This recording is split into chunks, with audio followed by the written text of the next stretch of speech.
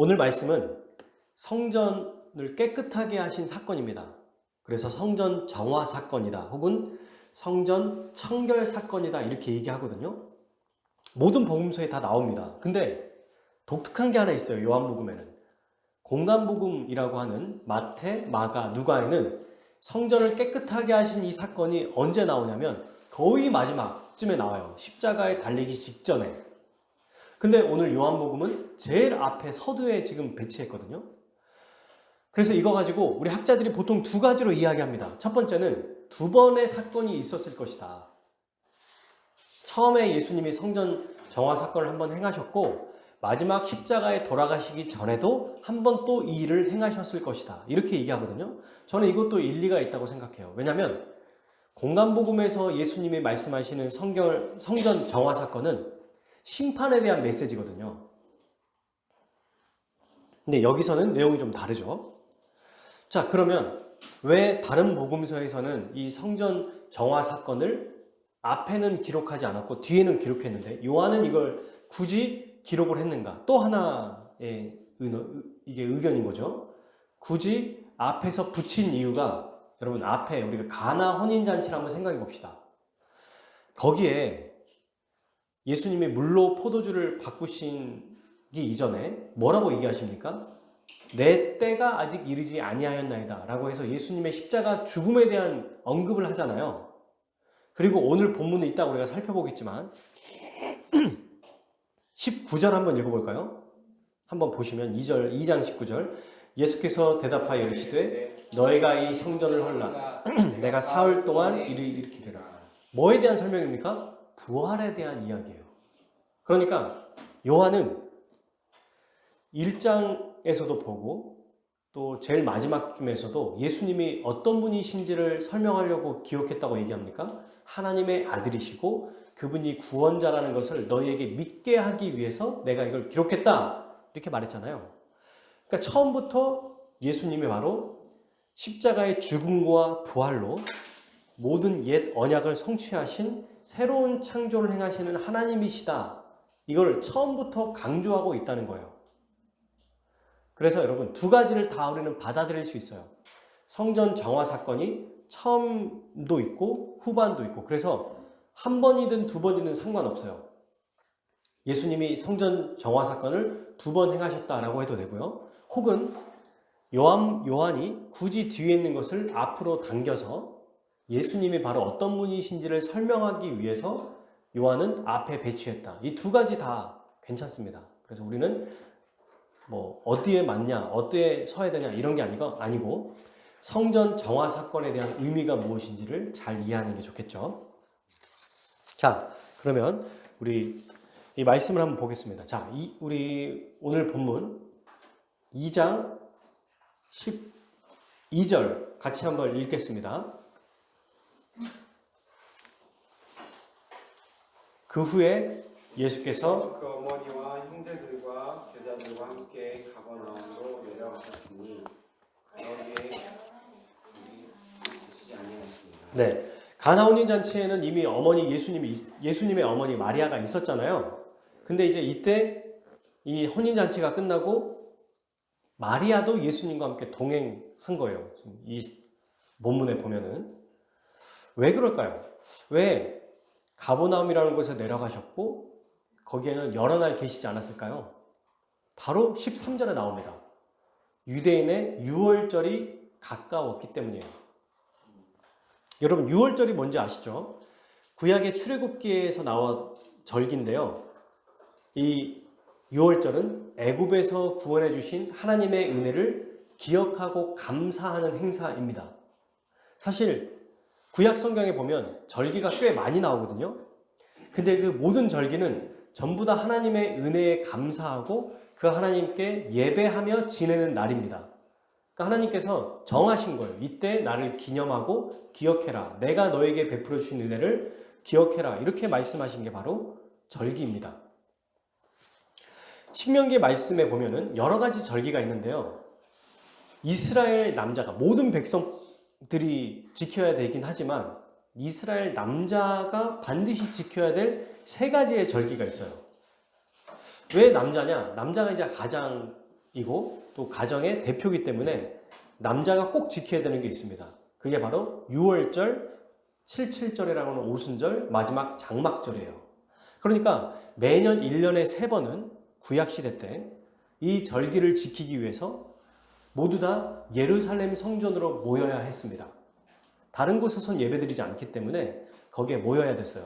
그러면 이스라엘의 모든 남자가 예루살렘 근처에 삽니까? 아니죠. 멀리 살 수 있어요. 그러니까 멀리 사는 사람들도 1년에 3번은 이스라엘 예루살렘 성전에 와야 되는 거예요. 그러니까 당연히 이 절기를 지키기 위해서 하나님께 제물을 가지고 와야 됩니다. 남자가 필수지만 여성과 아이도 참여할 수 있었어요. 그러니까 예전에 여러분 예수님이 어린 아이 시절에 부모님과 함께 예루살렘에 참석했을 때 엄마 마리아가 아이가 없어졌다는 걸 깨닫게 되지 않습니까? 여성도 참여할 수 있어요. 근데 남자는 반드시 참여해야 됐습니다. 이 어린 아이가, 남자 아이가 한 성년이 되기 전에 한두 번 데리고 가요. 아빠가. 왜냐면 나중에 이 아이가 커서 여기를 가야 되기 때문에 그렇게 한 번씩 어느 정도 성장하면 절기에 데리고 왔습니다. 자, 이렇게 1년에 3번 그 중에 가장 첫 번째고 제일 시작되는 유월절 절기가 가까이 온 거예요. 그러니까 예수님도 이 유월절 절기를 지키시기 위해서 가버나움에 잠깐 있다가 다시 예루살렘 쪽으로 오고 계신 겁니다. 그게 13절이죠. 예루살렘으로 올라가셨더니. 예루살렘이 중심이기 때문에 우리는 보통 서울로 뭐 올라간다 이런 얘기 많이 쓰잖아요. 그러니까 예루살렘이 지형이 높기도 하지만 거기가 지형이 낮더라도 올라간다는 표현을 써요. 그러니까 가장 중심지기 때문에 그렇습니다. 자, 근데 그러면 이제 예루살렘이 어떨까요? 분위기가. 아마 절기를 준비하기 때문에 분주할 겁니다. 그죠? 뭐 대제사장, 서기관, 율법학자 이런 사람들이 많은 사람들이 올 것을 대비해서 뭐 여러 가지 준비를 많이 할 거예요. 그리고 예루살렘 주변에도 자고 가는 사람이 있지 않겠습니까? 그러니까 여관이나 또 음식점 정말 다양하게 큰 행사기 때문에 바쁠 겁니다.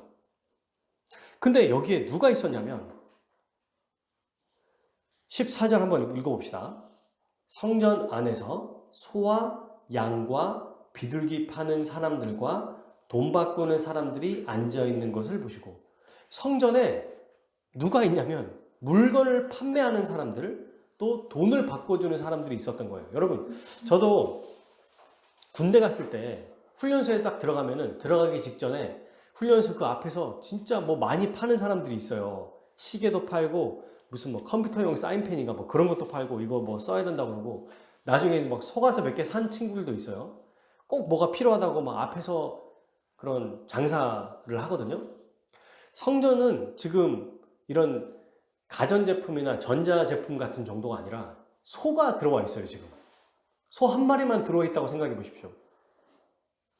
정신없잖아요. 근데 소가 한 마리가 아니라 엄청나게 많은 수십 마리 혹은 수백 마리일지도 몰라요. 거기에다 양도 있어요. 비둘기도 있어요. 이 소들이 전시된 게 아니라 움직일 겁니다. 냄새도 나고 똥도 싸고 소리도 지르고 장난 아닐 거예요. 지금 여기가. 그죠? 그러면 소와 양을 데리고 온 이 주인뿐만 아니라 이걸 관리하는 하인들도 있겠죠. 또 여기 좀 누가 있냐 보니까 돈 바꾸는 사람들이래요. 오늘날로 말하면 공항 가기 전에 환전소예요. 환전소. 돈을 바꿔주는 사람. 그러니까 이 사람들도 상을 펴가지고 앞에 돈이 줄줄이 밖에 있을 겁니다. 정신이 없어요. 그러니까 지금 6월절이 가까운 거예요. 6월절이 되지도 않았는데 이미 이때 어때요? 아수라장처럼 정말 많은 사람들이 지금 이미 다 빽빽하게 동물들과 사람들이 모여 있습니다. 자, 그러면 생각해 볼 일이 있어요. 왜 이런 사람들이 있었을까?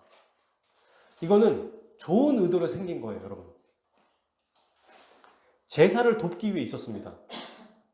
당시에 절기에 참여하는 사람들은 3번 다 제물을 가져와야 된다고 했잖아요. 근데 율법에는 뭐라고 돼 있냐면 하나님께 드리는 제물은 흠없는 동물을 하나님께 바쳐야 된다고 나와요. 그러니까 예루살렘 바로 옆에 사는 사람이 아니면 멀리 사는 사람들은 동물을 가지고 가축을 가지고 이제 이동을 합니다. 근데 이 당시만 해도 지금처럼 가축을 싣는 운송 수단이 있는 게 아니죠. 그죠? 그러니까 데리고 와서 같이 묵고 또 몇 날 며칠을 끌고 오면서 데리고 와야 된다는 거예요. 그때 이 가축이 병에 들 수도 있는 거고 또는 넘어질 수도 있는 거고 또 다른 동물들이 와가지고 막 잠깐 핥힐 수도 있는 거고 자기들끼리 부딪힐 수도 있는 거예요. 길도 좋지 않으니까 막 흠도 납니다. 흠집이 생기는 거예요. 그러면 애써서 자기 집에서 가장 예쁘고 좋은 동물을 가지고 왔는데 예루살렘 거의 근처에 왔더니 제사장이 딱 보고 이거 너무 흠이 많잖아. 캔슬, 취소, 리젝 해버리면 어때요? 너무 허망할 겁니다. 그러니까 제일 좋은 건 예루살렘 성전 바로 안에, 아니 앞도 아니고 그 안에서 가장 흠없는 소나 양을 직접 사가지고 바로 바치는 게 제일 좋은 거예요. 그렇지 않겠습니까?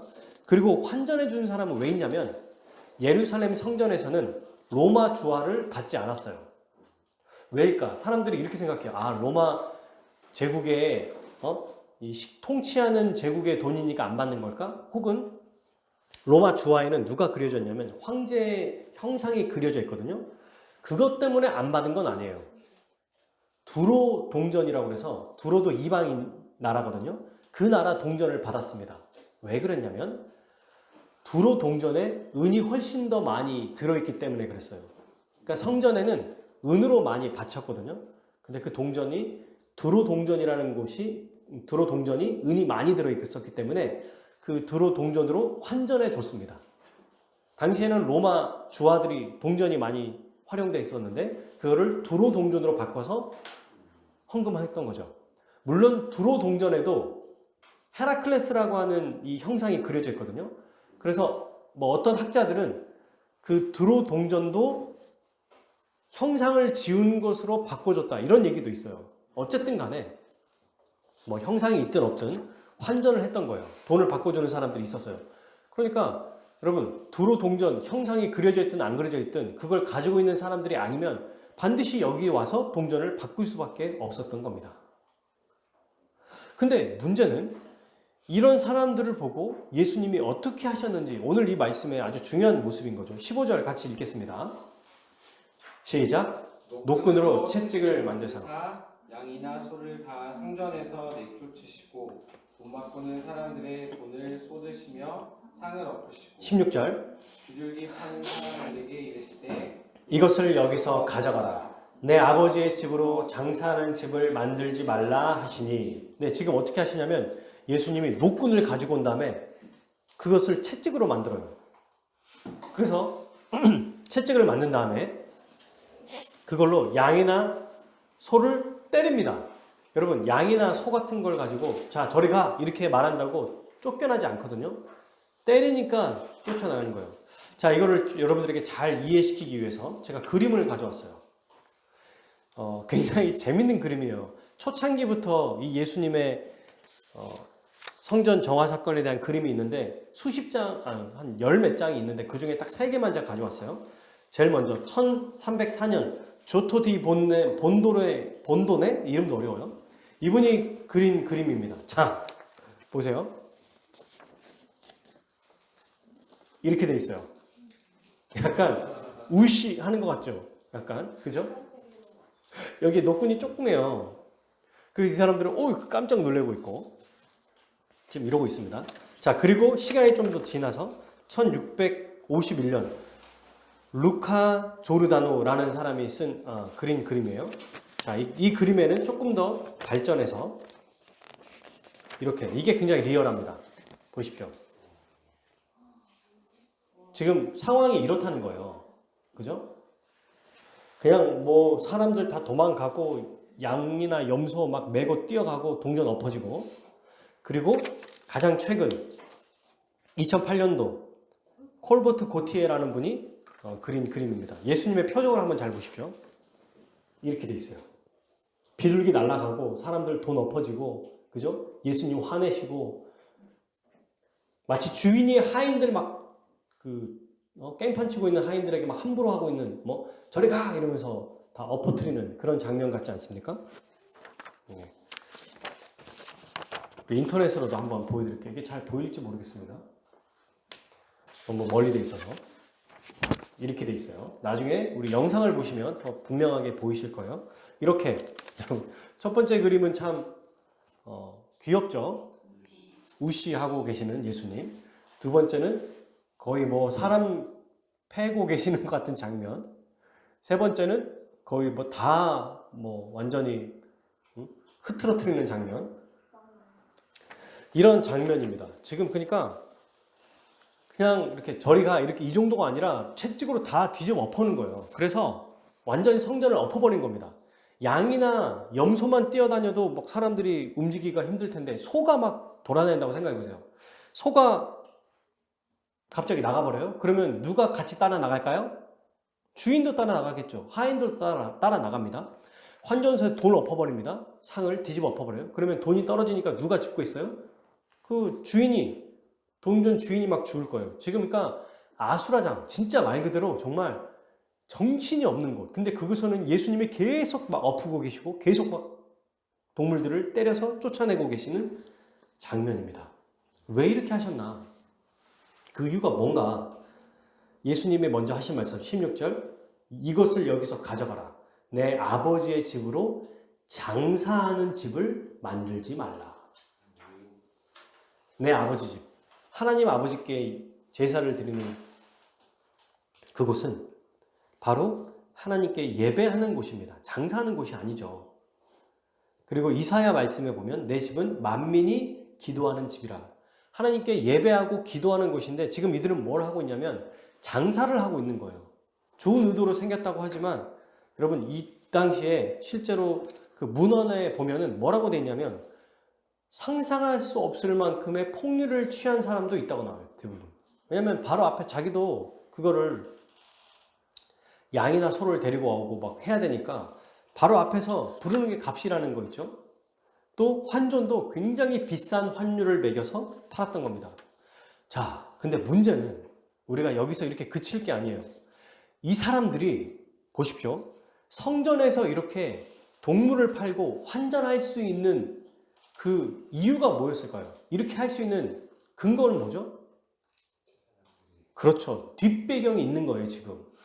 이 뒷배경이 누구예요? 제사장, 대제사장, 율법학자, 서기관들, 성전을 담당하는 사람들의 이 보호가 있었기 때문입니다. 그들의 허락이 있었기 때문이에요. 대제사장의 허락을 받았던 겁니다. 그래서 여러분, 그러면 이제 이들의 허락을 받아서 여기서 장사하고 환전할 수 있었다는 거예요. 그러니까 여기 성전 안에 장사꾼과 환전꾼이 있었던 거죠. 그러면 이들은 어떻게 대제사장과 제사장들의 허락을 받을 수 있었을까요? 당연히 그들에게 뇌물을 줬던 겁니다. 네, 돈을 줬기 때문에 그냥 봐줬던 거예요. 이걸 예수님이 모르실 리가 없는 겁니다. 그래서 가만히 두지 않았어요. 기존에 여러분 생각해 보세요. 너무 오래돼서 예배를 드리러 온 이스라엘 남자들도 당연하게 여겼어요. 지금 이 상황을. 기존에 있는 너무나 당연한 질서입니다. 근데 이 질서를 예수님이 파괴해버린 거예요. 오셔가지고 그냥 저리 가라, 그만해라 말씀하실 수 있잖아요. 근데 줄로 끈을 만든 다음에 동물은 이렇게 때린다고 안 가잖아요. 그러니까 말한다고 안 가잖아요. 그러니까 채찍으로 얼마나 세게 때려야 가겠습니까? 그러니까 진짜 분노하면서 막 저리 가라고 외치고 상을 뒤집어 엎어버린다고 생각해 보십시오. 밥 먹을 때 밥상 엎는 그런 드라마의 그런 장면 나오잖아요. 그 다니는 곳마다 손으로 엎으시지 않고 발로 차버렸을 수도 있어요. 터프하게. 너무 멋있는 남자 아닙니까, 예수님? 막 지나다니면서 발로 차고 양 때리고 소 때리고 사람들을 근데 아무도 뭐라고 못하는 거예요. 다니면서 막 발로 그 광경 생각해 보세요. 이 한 분이 지나갈 때마다 다 막 와 우왕좌왕 난리가 나는, 그리고 성전 전체를 다 쓸어버리는, 성전 안에 있는 모든 장사꾼과 환전꾼의 돈을 다 쓸어버리는, 엎어버리는 그 예수님의 이 열심. 그래서 17절에는 이렇게 나오죠. 제자들이 성경 말씀에 주의 전을 사모하는 열심이 나를 삼키리라는 것을 기억하더라. 이게 뭐냐면 시편에 다윗이 하나님께 정말 예배를 드리고자 하는 그 열망의 마음을 담긴 내용이거든요, 이게. 그러니까 하나님 앞에 드리는 예배가 얼마나 거룩하게 드려야 되는지에 대한 그 예수님의 마음이 여기에 드러났다. 이것을 제자들이 알았다라는 얘기입니다. 자, 그러면 오늘 이 세 가지를 좀 살펴보려고 해요. 여기서 나온 이 예수님의 행동과 이 말씀이 어떤 의미를 우리에게 이야기하고 있는가. 세 가지로 살펴보려고 합니다. 첫 번째는 하나님은 어떤 예배를 받으시는가? 이게 대한 얘기거든요. 마음이 빠진 어떤 외적인 행위나 헌신은 기뻐하지 않으신다는 것을 알려주는 거예요. 성전은 여러분 예배의 요소 때문에 존재한 게 아니라 예배의 대상이신 하나님 때문에 존재하잖아요. 근데 지금 여기에 누가 있어요? 동물들이 있어요. 뭐가 있습니까? 동전이 있어요. 장사꾼과 환전꾼이 있어요. 예배를 드리기 위한 요소로서 동물과 돈이 필요했습니다. 근데 그게 주가 돼버린 거예요. 메인이 돼버린 겁니다. 그죠? 마음은 전혀 온도간도 없습니다. 하나님 앞에 거룩하게 정결하게 예배드려야지 이런 마음으로 있는 게 아닌 거죠. 근데 여러분 이것은 장사꾼의 문제만도 아니에요. 예배를 드리러 온 사람들도 아마 익숙한 태도로 그냥 너무 자연스럽게 그냥 하나님 앞에 드리면 되지. 거룩하고 정결한 마음으로 하나님 앞에 나가는다기보다 여기 와서 사서 하면 되겠네.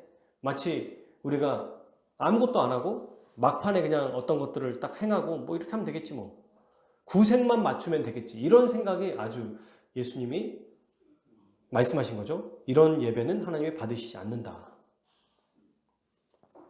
이미 여러분 성전에는 폭리를 취하는 일이 너무 자연스럽기 때문에 보통 우리가 저기 관광지 가면 제일 화가 나는 게 뭐예요? 바가지 씌우는 거잖아요. 어떤 콘서트가 있다. 아니면 어디에서 유명한 사람이 온다. 그러면 거기에 이제 숙박업소들이 갑자기 막 2배, 3배를 받아서 또는 거기에 있는 똑같은 음식을 너무 비싸게 파는 거. 이런 것 때문에 분노하지 않습니까? 이미 거기서는 그 관광지에 가서 그 관광하려고 하는 그 목적이 상실돼 버리죠. 마음이 이미 어때요? 기분이 나빠버려요. 아무리 좋은 걸 보고 오더라도. 이미 이런 상황에서는 성전이 더 이상 어때요? 성전의 기능을 잃어버린 겁니다. 뭐 때문에? 먼저는 하나님을 향한 진실한 마음 없이 하나님을 이용하고 돈벌이로 이용하는 것. 이게 장사꾼들의 모습이고, 두 번째는 예배드리러 온 자들도 형식적이고 외적인 것, 눈에 보이는 것에만 치중하는 모습. 이게 바로 예수님이 경고하신 말씀인 거예요. 하나님의 마음 없는 예배는 받지 않는다. 하나님을 이용해서 돈벌이로 사용하지 마라. 또 하나는 외적이고 눈에 보이는 것에만 너무 치중하지 마라. 하나님은 마음의 예배를 받으신다. 이거를 알려주신 겁니다. 근데 예수님이 이때 처음 알려주신 게 아니고 구약 성경 율법에도 이미 그렇게 기록되어 있어요. 예레미야 4장 4절, 예레미야도 이렇게 얘기합니다. 유다인과 예루살렘의 주민들아, 너희는 스스로 할례를 행하며, 할례를 행하라고 해요. 근데 이 할례가 어떤 할례냐면 외적인 게 아니에요. 너희 마음의 가죽을 베고 나 여호와께 속하라.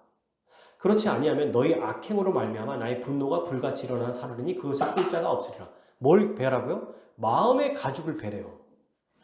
마음이 중요하다는 얘기예요. 신명기 10장 16절. 그러므로 너희는 마음의 할례를 행하고 다시는 목을 곧게 하지 말라. 아무리 외적인 것들을 풍성하고 충만하게 만들어도 마음이 빠진 건 하나님이 받지 않으신다는 거예요. 여러분, 사랑하는 가족들, 연인들을 한번 생각해 보십시오. 가족 안에서. 부자들, 정말 재벌들 이런 사람들이 이혼을 많이 하잖아요. 그들이 돈이 없어서 이혼합니까? 그들이 원하는 걸 못해서 이혼해요? 아니에요. 마음이 더 이상 식어버린 거예요. 상대방에게. 이 자녀들이 엇나가는 이유가 뭐예요? 부모님께 받지 못했습니까? 먹을 걸 못 먹었어요? 아니면 놀러 가지를 못했어요? 하고 싶은 걸 못한 겁니까? 다 했어요. 다. 근데 부모가 자기의 관심을 갖지 않는 것. 여기에 대해서 분노하고 또 부모를 사랑하지 않지 않습니까? 그러니까 하나님도 동일해요. 인격이시기 때문에 마음이 빠진 예배, 그게 무엇인지 간에 받지 않으신다는 거예요. 이걸 정말 우리는 잘 기억해야 됩니다. 자, 근데 여기서 또 하나, 이 당시 사건에서. 그러면 여러분, 자, 이제 제가 이렇게 결론을 맺으면 될까요? 사랑하는 여러분, 이제는 그러니까 우리 마음을 다해 하나님을 사랑하고 경외함으로 예배합시다. 이렇게 하면 될까요? 안 돼요. 안 된다니까요. 마음을 아무리 쏟는다고 해도 우리는 죄인이니까 또다시 변질하고 안 될 겁니다. 여러분, 예수님이 이렇게 성전을 정하셨잖아요. 그러면 그 다음날 예수님이 이제 다시 다른 곳으로 떠나셨죠. 장사꾼과 환전꾼이 더 이상 안 왔을까요? 또 와요. 또 거기서 그 일이 벌어진다고요. 그러니까 예수님이 학자들이 말하기를 후반부에 또 그 일을 행하신다고 말하지 않습니까? 계속 올 거예요. 예수님이 없어지면 또 다시 그 일을 할 거예요. 이게 우리 인간의 모습이라는 거예요. 마음은 있어요. 하고 싶어요. 정말 열심히 내가 하나님을 진실되게 예배해야지 라고 하지만 안 된다는 거예요. 이 말은 뭐냐? 마음이 바뀌지 않으면 안 된다는 것입니다. 그래서 옛시대로 통용되는 성전이 바로 옛시대 언약을 전체 의미하는 모형이거든요. 옛시대로는 안 된다는 것을 보여주신 거예요. 이 행동은. 그러므로 두 번째는 옛 언약 시대는 더 이상 안 된다. 옛 시대는 완전히 끝났다. 이것을 알려주신 겁니다. 첫 번째는 마음이 없는 예배를 받지 않으신다. 두 번째는 마음이 있어도 옛 언약 시대에는 마음을 새롭게 할 수 없기 때문에 안 된다는 것을 알려주는 거죠. 성전이 어떤 곳이냐면 하나님 세 가지였어요. 하나님이 임재하시고 또 그곳에서 하나님이 말씀하시고 하나님이 교제하시는 곳. 우리와 그 자들과 교제하는 것. 그러니까 성전은 하나님이 임재하시고 말씀하시고 제사를 드리는 자들과 교제하는 이 놀라운 일들을 행하셨거든요. 근데 더 이상 이제 이 장소가 의미가 없어진 거예요. 왜? 마음을 새롭게 하지 않는 이상 매일 상번제라고 해서 아침과 저녁에 계속 제사를 드렸거든요. 안 된다는 겁니다. 이제는 이것이 더 이상 안 된다. 그리고 마지막 세 번째 의미가 있어요. 이 세 번째 의미는 유대인들 여기 나와 있는 이 이스라엘의 지도자들, 예루살렘 지도자들이 질문하는 것에 예수님이 대답하시는 말씀으로 알 수 있어요. 자, 우리 세 번째가 무엇인지 한번 알아봅시다. 18절 같이 읽어볼까요? 시작. 이에 유대인들이 대답하여 예수께 말하기를 내가 이런 일을 행하니 무슨 표적을 우리에게 보이겠느냐? 네, 계속 얘기해 주세요. 너희가 이 성전을 홀라 내가 사흘 동안에 일으키리라. 22절까지 읽겠습니다. 유대인들이 이르되 이 성전은 46년 동안에 지었거늘 내가 3일 동안에 일으키겠느냐 하더라. 그러나 예수는 성전된 자기 육체를 가리켜 말씀하신 것이라. 죽은 자 가운데서 살아나신 후에야 제자들이 이 말씀하신 것을 기억하고 성경과 예수께서 하신 말씀을 믿었더라. 아멘. 여러분, 예수님이 성전을 정하신 사건의 핵심이 뭐예요? 세 번째가 이 성전은 더 이상 의미가 없고 누가 진짜 성전이다? 예수님이 진짜 성전이다라는 것을 알려주신 겁니다. 그게 바로 21절에 나오죠. 예수는 성전된 자기 육체를 가리켜 말씀하신 것이라. 18절에 유대인들이 대답하여가 이제 대제사장들과 또 제사장, 서기관, 율법학자들을 통틀어서 얘기하는 거예요. 이 지도자들을 얘기하는 겁니다. 이 사람들이 말합니다. 예수님께. 네가 이런 일을 행하니 무슨 표적을 내게 보이겠느냐. 여러분, 여기서 만약에 보세요. 너 뭔데 이거 해? 이게 아니라 지금 이건 이거잖아요. 네가 뭔데 지금 이렇게 하고 있느냐. 이 말이거든요. 근데 여기서 너 왜 이런 일을 하느냐 이런 말을 하지 않았어요. 왜? 이들도 이게 잘못됐다는 것을 알고 있으니까. 전곡에 찔린 거예요. 그러니 네가 이 일을 지금 행하고 있잖아. 네가 무슨 고난으로 네가 누구길래 이런 일을 행하느냐 이 말인 겁니다. 이거 너가 지금 쫓아내는 거 잘못된 행동이야 이 말 하고 있는 게 아니에요 지금. 그죠? 보세요. 내가 이런 일을 행하니 너 지금 이렇게 행하고 있잖아. 그래. 근데 네가 대체 이 표적을 우리에게 보이겠느냐? 네가 진짜 메시아냐? 네가 뭔데 성전의 주인 행세를 하고 있느냐? 이 얘기를 하고 있는 거거든요. 그래서 예수님이 얘기하시죠. 이 성전을 헐어라. 내가 사흘 동안 일으켜주겠다. 얘기합니다. 아무도 몰랐어요. 이때 이게 무엇인지. 이 말이 무엇인지 몰랐어요. 그리고 뭐라고 했냐면 20절에 유대인들이 이르되 아니 이 성전은 46년 동안 지었거늘. 여러분 지금 자 제가 성전 한번 정리를 해드릴게요. 이스라엘 성전은 총 3번 지어졌어요. 첫 번째 누가 지었을까요? 구약에 솔로몬이 지었습니다. 금으로 아주 멋지게 지었어요. 근데 솔로몬이 이방 여인과 결혼해서 신전을 만들고 하나님께 죄를 짓고 나라가 두 개로 쪼개진 다음에 시간이 지나서 그 느부갓네살 2세라고 바벨론 왕을 통해 성전이 완전히 무너졌습니다. 완전히 망가졌어요. 거의 뭐 금도 다 빼가고 막 이렇게 됐겠죠. 그리고 다 포로로 잡혀갔습니다. 알죠? 북이스라엘, 남유다가 망하고 거기에 있는 남은 자들은 포로로 잡혀가고, 그러니까 완전히 다 황폐돼 버린 거예요. 성전도 없어졌고, 그리고 하나님께서 그분의 뜻대로 다시 바벨론 포로 되었다가 귀환을 시켜줘요. 고레스 칙령이라고 해서 뜬금없이 이방 왕을 통해서 그 칙령을 보고 왕이 보내줍니다. 그냥 이유 없이. 그때 누가 성전을 또 짓냐면 그 자리에 스룹바벨과 요수아라고 하는 그 두 사람이 스룹바벨 성전을 지어요. 근데 볼품 없습니다. 그거 보고 울어요, 막 사람들이. 멋지게 짓지 못하죠. 여러분 생각해 보세요. 아니 무슨 포로들이 돈이 어디 있어요. 솔로몬 때는 어땠습니까? 최강대국이었단 말입니다. 그러니까 그때는 막 다른 나라 사람들이 지혜 하나 들으려고 금이랑 막 백향목이라고 하는 어마어마한 귀한 물건을 다 가져와요. 말 한 번 섞어보려고. 근데 지금은 아무도 거들떠보지 않는 포로예요, 그냥. 그러니까 너무 형편없이 셨어요. 그런데 로마 제국이 점령하면서 다시 성전을 무너뜨립니다. 박살내버리는 거예요. 그래서 이제 이들을 모아야 되잖아요. 유대의 왕인 헤롯 왕이라고 하는 사람이 다시 자기의 명성에 걸맞게 성전을 짓습니다. 그 자리에. 아주 크고 웅장하게 지어요. 지금 이 성전이 그 성전이거든요. 근데 언제부터 지었냐면 예수님이 태어나시기 전 BC 20년부터 지었어요. 46년이라고 되어 있지만 지금 46년째 짓고 있는 얘기지, 언제까지 지었냐면 AD 64년까지 지었어요. 약 80년 동안 지은 겁니다. 그래서 헤롯 성전이 제일 커요. 엄청 큽니다. 진짜 커요. 운동장 몇 개 들어간다나? 어마어마하게 큽니다. 그러니까 지금 예수님이 예루살렘 성전에서 막 동물을 다 쫓아내고 환전을 뒤엎은 곳, 여기 지금도 짓고 있는 거예요. 여기는 이 성전이 아직도 지어지고 있는 성전입니다.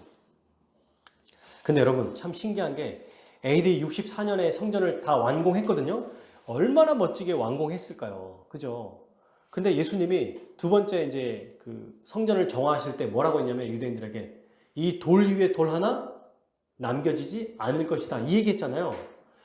정확하게 6년 후에 로마 장군 티투스라는 장군이 다 무너뜨려요. 그러니까 생각해 보세요. 80년 동안 진짜 멋지게 다 지어놨는데 6년 후에 깡그리 다 무너져 버렸어요. 근데 왜 그러면 돌 위에 돌 하나도 남겨지지 않았냐? 이야기에 따르면 어떤 소문이 있었냐면 이스라엘 그 벽돌과 벽돌 사이에 금이 있을 것이다, 이런 이야기가 있었대요. 그러니까 돌 위에 있는 것도 부숴가지고 다 찾아본 거야. 정확하게 예수님 말씀이 성취된 겁니다. 그러니까 저는 예전에 이걸 몰랐을 때는 돌이 부러져도 그래도 한두 개는 올라와 있을 거 아니야 라고 생각했는데, 그 돌과 돌 사이에 금이 있을 거라는 생각이 들었기 때문에 조그만 돌 위에 하나만 있어도 부숴가지고 다 확인한 거예요, 이 로마 사람들이. 너무 참 생각해 보십시오. 얼마나 비참합니까? 80년 동안 그렇게 웅장하게 지었다 한들 없어진 거예요. 그러니까 여기서 말하는 이 성전, 예수님 말씀하시는 이 의미, 성전에서 비둘기를 쫓아내고 소를 쫓아내고 돈을 엎어버리는 이 사건은, 그러니까 너희들 마음을 다해서 예배 드려, 이게 궁극적인 얘기가 아니에요. 바로 이제는 나를 통해서 예배할 것이다, 내가 진짜 성전이다, 이 얘기를 하신 겁니다. 그죠? 여러분, 그러므로 이 21절의 말씀에 의하면 성전이라고 하는 것은 바로 예수님을 보여주는 모형일 뿐이라는 것을 우리는 알 수 있는 거죠. 우리 보통 아파트를 분양받으면 모델하우스가 그대로 있나요? 모델하우스는 없어지나요? 없어집니다. 똑같아요. 진짜가 지어졌기 때문에 없어지는 거예요. 이처럼 세 가지 의미가 담겨 있다고 얘기했어요. 첫 번째 뭡니까? 예수님이 말씀하시는 이 성전, 예배를 드릴 때는 어떻게 예배를 드려야 된다? 진실하게 마음을 다해 예배 드려야 된다 라는 거. 그리고 두 번째는 건물이 아니다, 성전은. 바로 예수님 자체. 옛 시대에는 끝났어요. 건물은 아니에요. 바로 세 번째, 예수님만이 참된 성전이시다. 이걸 지금 우리에게 알려주신 거예요.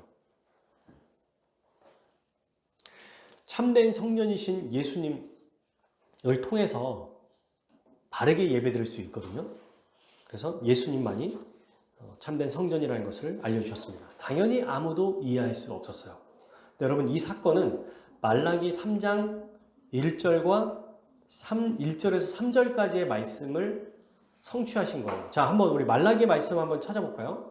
요한복음을 그대로 두고 요한복음 2장을 두고요. 말라기서 3장 1절에서 3절까지의 말씀을 한번 찾아보겠습니다.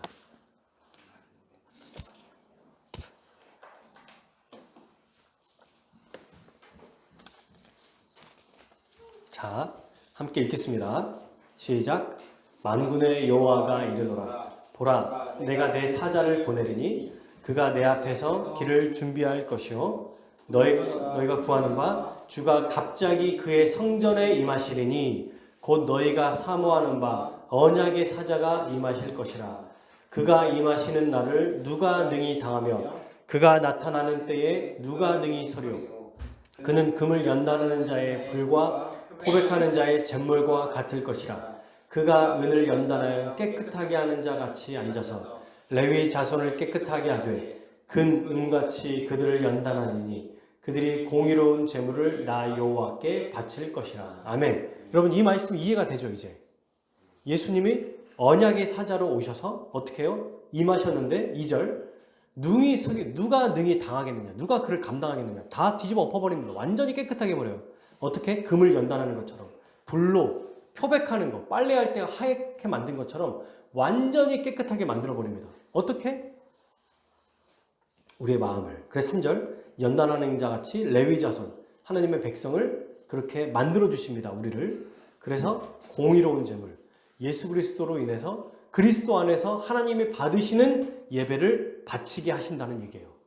네, 이 말씀을 성취하신 거예요. 그러니까 마음을 다해서 예배드려야 된다. 근데 그건 너희가 못해. 그러니 내가 해줄게. 내가 성전이야. 이 얘기를 예수님이 하신 거예요. 예수님을 믿어야만 하나님을 바르게 제대로 진짜로 예배드릴 수 있는 거예요. 건물에서는 더 이상 예배드릴 수 없다는 것을 이야기하고 계신 겁니다. 자, 그러면 이렇게 얘기하셨지만 아무도 이 말씀을 이해하는 사람이 없었어요. 보십시오. 이제 요한복음으로 가겠습니다. 요한복음 2장, 우리 오늘 본문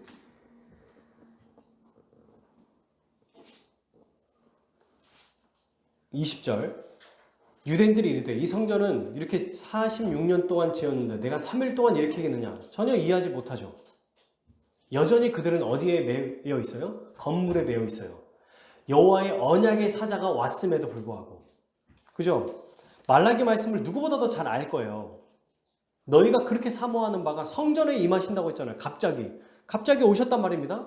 그러면 이제는 이분이 정말 메시아구나, 이분의 말을 들어야 되는데 오히려 자기네들이 가지고 있는 기득권을 더 지키려고 해요.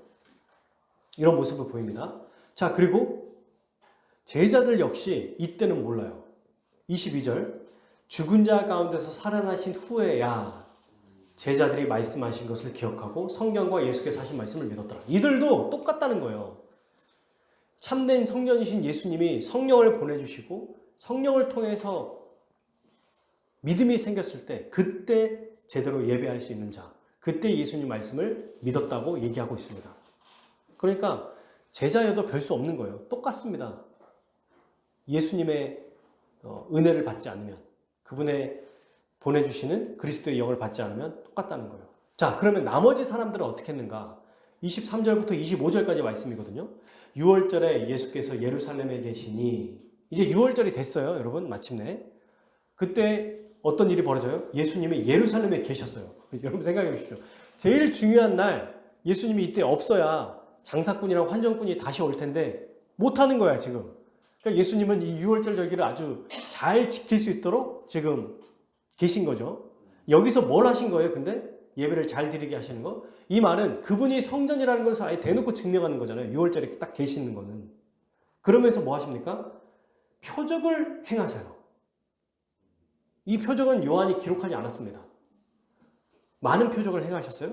그걸 보고 사람들이 뭐라고 해요? 그의 이름을 믿었습니다. 그죠?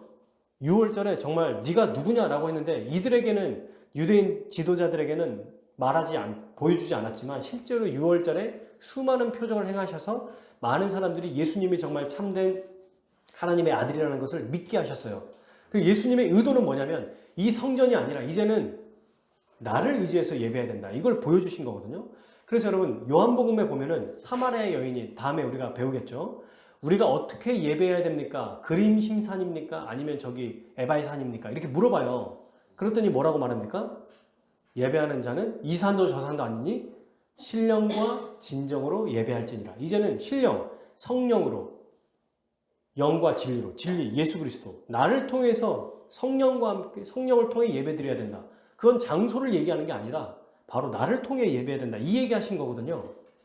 그러니까 이걸 예수님은 이때부터 이미 얘기하고 계신 거죠. 하지만 아무도 이해하지 못했고 오히려 예수님을 구원자, 그리스도로 믿기보다 그냥 그분을 기적을 베푸시는 분으로 믿었던 거예요. 왜? 그걸 어떻게 아셨는가? 24절. 예수는 읽어볼까요? 그의 몸을 그들에게 의탁하지 아니하셨으니 이는 친히 모든 사람을 아시며 또 사람에 대하여 누구의 증언도 받을 필요가 없으니 이는 그가 친히 사람의 속에 있는 것을 아셨습니다. 여러분, 이 사람들은 지금 예수님이 믿는다고 말했지만 이 믿음은 참된 믿음이 아닌 거예요. 진짜 예수님을 알고 그분의 사역을 이해한 믿음이 아니라 그냥 기적을 베푸는 걸 보고 예수님 진짜 그분이 말씀하신 메시아가 맞나 보네 라고 하는 그냥 사라질 것 같은 믿음, 언제든지 없어지는 믿음입니다. 그러니까 예수님도 그들에게 자기의 몸을 의탁하지 않았다. 이 말은 원어로 보면은 똑같은 믿음이 나오거든요. 비슷해요. 그래서 그들도 믿지 않았다는 얘기가 나와요. 예수님도 그들을 믿지 않았다. 이런 뜻이에요. 예수님도가 아니라 예수님은이죠. 그들은 예수님을 믿었지만 예수님은 그들을 믿지 않았다. 왜? 이유가 뭡니까? 그들의 마음 깊은 것을 꿰뚫어 보시고 계시기 때문이에요. 25절. 친히 사람의 속에 있는 것을 아셨습니다. 다 알고 계세요. 진짜로 예수님을 예배자로 믿고 있는 게 아니라는 것을 알고 있었다는 겁니다. 누가 진짜로 믿는지, 믿는 척 하는지 다 알고 계시는 거예요. 사랑하는 여러분, 말씀을 맺겠습니다. 제가 이제 우리는 크게 두 가지 적용의 세부적인 적용을 몇 가지 좀 보려고 합니다. 첫 번째, 큰 적용은 우리 예배를 수시로 점검하자입니다. 우리 예배를. 그래서 이 첫 번째 큰 적용의 먼저는 교회를 가지고 장사를 해서는 안 된다는 거예요. 우리가 뭐 장사를 합니까? 라고 생각할 수 있지만 여러분, 교회 중직자들이 나중에 이제 교회가 건물이 생기고 돈이 많아지고 이러면 돈벌이 수단으로 행할 때가 있어요. 교회 건물을. 또 목회자들도 장로님들도 이거 가지고 뭐 돈벌이 수단으로 사용할 수 있습니다. 직분을 사고 팔게 하는 거. 또 목회자로서 청빙하기 위해서 얼마를 또 뭐 받아야 된다든지 낸다든지 얼마든지 교회를 가지고 장사할 수 있는 거예요. 이렇게 해서는 안 되겠죠. 두 번째로는 마음이 정말 진실함이 있는 예배를 드려야 합니다. 성령을 의지해서 예배해야겠죠. 이 말은 형식주의에 빠지지 않도록 노력해야 된다는 거예요. 여러분, 지금 우리가 드리고 있는 예배 순서 하나하나를 허투루 보내서는 안 됩니다.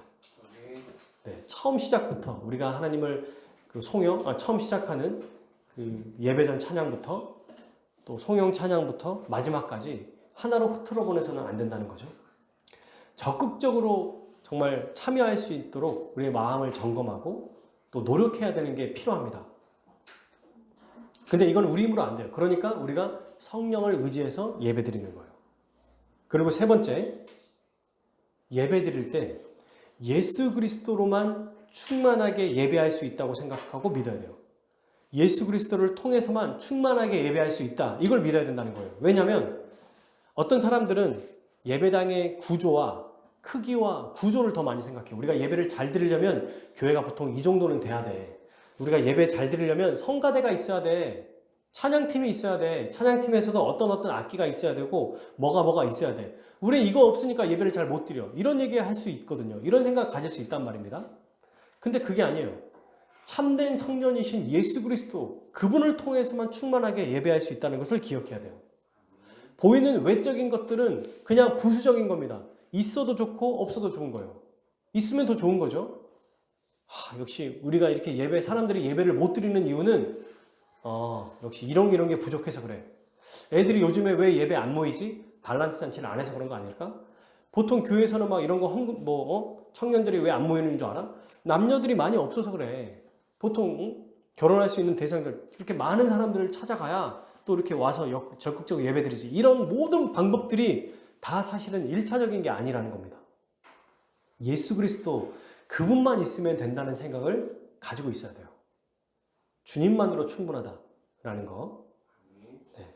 그래서 어떤 사람들은 또 우리가 예배를 잘 드리기 위해서는 연령별로 분포가 돼 있어야 되고 구역 있고 구역 모임을 할 수 있어야 되고 어디가 뭐가 필요하고, 그러니까 다 본질이 아닌 본질 외의 것에 접근을 할 수 있다는 것을 우리도 기억해야 돼요. 지금이 아니라 앞으로도. 예배드리는 자들이 그저 이거 좋은 흠없는 물건 예루살렘 앞에 가가지고 돈 바꿔가지고 비싸지만 어쩌겠어, 이거 드려야지, 이런 생각으로 가면 하나님 받지 않으신 것처럼 우리도 교회에 이게 없고 저게 없고 이런 게 안 돼서 우리가 예배가 잘 안 드려진다, 이런 생각은 버려야 된다는 거예요. 오직 그리스도만으로 충만하다, 그분만으로 우리 예배가 정말 차고 넘친다, 영광스럽다, 이걸 잊지 않아야 됩니다. 그리고 마지막 네 번째, 예배를 드릴 때 자기 공로를 의지하지 않고 그리스도의 의만 의지하며 나아가야 돼요. 이번 한 주는 내가 잘 살았으니까 하나님께서 기뻐하시겠지. 이번 한 주는 제대로 못 살고 내가 세상의 유혹에 넘어졌어. 하나님께 가까이 가기 어렵다. 난 싫어하실 거야. 난 별로 안 좋아하시지 않을까. 우리 아이들이 사실 이런 얘기 많이 하지 않습니까? 어렸을 때. 그렇지 않아요. 자녀기 때문에 사랑하는 거예요. 그 자체로. 하나님은 예수 그리스도의 의를 우리에게 주셨기 때문에, 그리스도를 통해서 주셨기 때문에 우리를 사랑하시고 우리 예배를 받으시는 거예요. 우리가 잘 살고 못 살고는 2차적인 거예요. 사실은. 더 주의 말씀대로 살아야겠죠? 그러나 하나님이 우리를 받으시는 것은 예수 그리스도 때문에 받으신다는 것을 절대 잊지 않기를 바랍니다. 그러면 더 기쁘게 예배드릴 수 있고요. 더 하나님 말씀대로 살아갈 수 있습니다. 이게 참 신기해요. 우리의 것을 인정해 주잖아요. 그러면 더 열심히 살 것 같죠? 못 살아요. 왜? 해도 뭔가 비교 대상이 되고 실패할 때도 있거든요. 그때는 또 좌절하게 된단 말입니다. 근데 우리 힘으로가 아니라 예수 그리스도로 인해서 은혜로 우리가 하나님께 예배드릴 수 있고 그 예배를 받으신다고 하면 감사해서 더 열심히 행할 수 있다는 거예요. 이게 모든 우리 믿음의 선배들이 또 주기적으로 우리에게 했던 얘기들이죠. 책을 보면 그런 얘기들이 많아요. 참 신기한 게, 인간은 자기 힘으로 열심히 예배드렸을 때 하나님이 받으신다라고 하면 기뻐할 것 같지만 오히려 불행하고, 우리 힘이 아닌 은혜로만 우리가 예배드릴 수 있고 하나님께 받으신다고 하면 더 열심히 주를 위해 산다는 거예요. 그게 정말 맞는 것 같습니다. 자, 그래서 여러분, 우리가 첫 번째 적용, 예배를 수시로 점검했으면 좋겠어요. 혹시 우리 교회 4가지를 얘기했죠? 장사하지 않도록. 두 번째, 마음이 진실한, 형식이 없는 그 예배, 성령을 의지해서 예배를 드리고. 세 번째, 예수 그리스도가 그분만으로 충만한 예배를 드릴 수 있다는 것을 기억하고. 네 번째, 그리스도의 의만 의지하며 나아가는 것. 이게 오늘 말씀을 통해서 우리 예배를 점검하는 것입니다. 예수 그리스도, 그분이 이미 참된 성전이기 때문에 이 일을 행할 수 있는 거죠. 그리고 이제 마지막 끝으로 두 번째 큰 적용이에요. 두 번째 큰 적용. 따라해볼까요? 우리가 성전이다. 네. 고린도전서 6장 19절. 너희 몸은, 한번 찾아봅시다. 이거는 마지막으로. 고린도전서 6장 19절.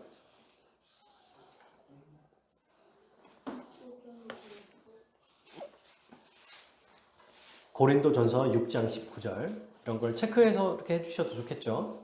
펜으로. 같이 읽겠습니다. 시작.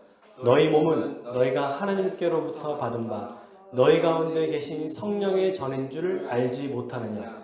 너희는 너희 자신의 것이 아니라. 아멘. 뭐라고 말해요? 전이래요. 전. 성전이래요. 우리가. 왜 그렇습니까? 하나님이 계신 곳이, 여러분 보세요. 성전은 누가 계세요? 원래 구약 성전에도 하나님이 임하시는 곳이죠. 언약궤 안에 속죄주 시은자라는 곳에 계시잖아요.